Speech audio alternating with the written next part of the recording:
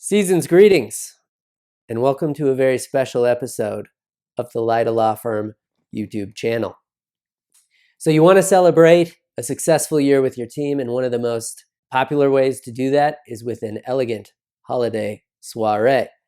But today we're going to talk about some of the legal pitfalls for office holiday parties so that your positive holiday event doesn't turn into a legal nightmare.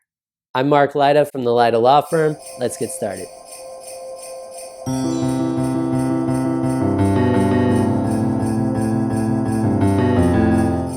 So the first legal issue to consider with your office holiday party is serving alcohol. It is likely that your team will want some sort of alcohol service at your office holiday party, but you have to be careful to make sure that you are striking a balance as an employer and making sure that you're keeping your team happy while also avoiding potential legal liability. So how do you do that with serving alcohol? Well, the first thing you need to know is that in many states, employers can be held liable in a lawsuit for the actions of their employees. If your employee gets drunk at your holiday office party, and if that drunkenness is considered something that happened as part of their job, then you can be held liable for anything they do after that. There have been cases in many states where employees get in drunk driving accidents after office holiday parties, and then the employer is held liable. So how do you avoid that? Well, one thing is to make sure that your employees get home safely. And a great way to do that is to maybe give them a code for a ride-sharing app so that they can get home on your tab, or to arrange taxis for them. But just getting them home safely actually isn't enough, because there was a case in California where an employee arrived home safely after an office holiday party and then left the house and got in a drunk driving accident, and the employer was still held liable. So you also want to make sure that you're taking steps to make sure that your employees just don't get too drunk and stay safe. How do you do that?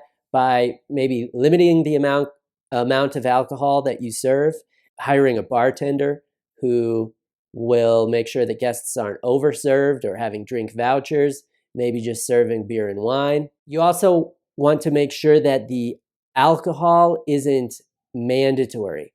And when I say mandatory, that includes expected. So in other words, if it's really expected that everybody's going to be drinking and it's like an integral part of the festivities, that is something you want to avoid. You want to make it incidental to the festivities. The next legal issue to think about with your holiday party is sexual harassment. First, you want to make sure that your company has a sexual harassment policy. There is no one-size-fits-all sexual harassment policy, but whatever choices you make about your specific policies, you just want to make sure that you do have a policy that's written down and distributed to your employees. One major issue you want to think about is any sort of relationships that involve superiors and the people they supervise, directly or indirectly, because those relationships can be inherently coercive, and you want to make sure that you are avoiding that, because it helps protect you from liability and it helps protect your employees from feeling like they have to do something that they don't want to do.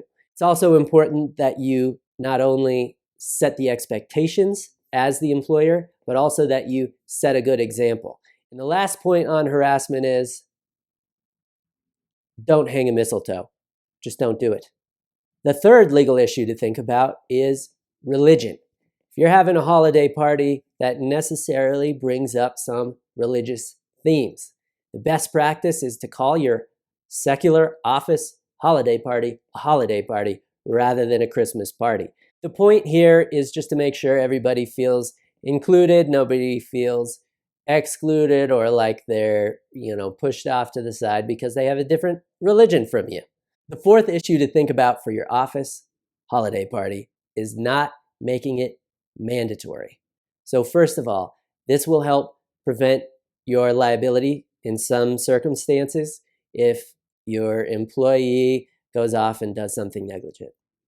Secondly, if you have a mandatory office event, your non-exempt employees who are paid hourly should be paid for that time. And if you make a mandatory holiday party and nobody's getting actually paid wages for it, they could make a wage claim against you for that time. But if it's not mandatory and it's purely social and people will not be retaliated against if they don't go, then your employees will not be able to make those wage claims, or if they do, at least they'll be weak claims made against you. So just to wrap it all up, those are some ways to avoid legal liability stemming from your office holiday party. But it's not just about preventing lawsuits, it's also about being fair to people, making sure that they feel respected, and making sure to keep everybody safe this holiday season. Now let's close it out with a lightning round about things to avoid at your office holiday party. Mistletoe, hot tubs, drinking games, shots, sitting on Santa's lap, full-scale nativity scene reenactments, all-you-can-eat seafood buffets.